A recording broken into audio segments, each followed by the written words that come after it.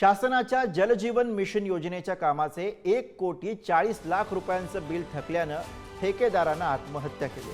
शेतात गळफास घेत त्यांनी आत्महत्या केली। वाळवा तालुक्यातील तांदुळवाडी इथली ही घटना आहे। हर्षल पाटील असं त्या ठेकेदाराचं नाव आहे। हर्षल पाटील यांनी जलजीवन मिशन योजनेचं काम केलं होतं, पण त्यांनी केलेल्या कामाचे जवळपास 1,40,00,000 रुपयांचं बिल थकलं आणि अद्याप ते बिल मिळालेलं नव्हतं आणि त्यामुळे ते गेल्या काही दिवसांपासून नैराश्यामध्ये होते। अखेर काल रात्री त्यांनी शेतामध्ये गळफास घेऊन आत्महत्या केली।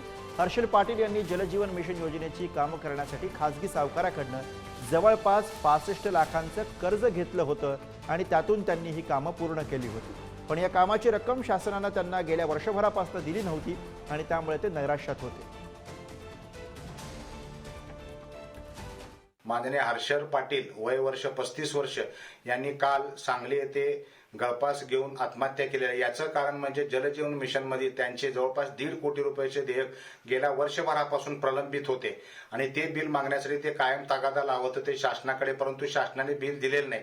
अशाच पद्धतीचे सर्व विभागाचे बांधकाम, सार्वजनिक बांधकाम खातं असू दे, ग्रामविकास खातं असू दे, जलसंधारण विभाग असू दे, या विभागातील जवळपास 89,000 कोटीचे देयक शासनाकडे प्रलंबित आहेत आणि गेल्या वर्षभरापासून शासनाकडे प्रलंबित आहेत, परंतु शासन या बाबतीत लक्ष देत नाही आहे।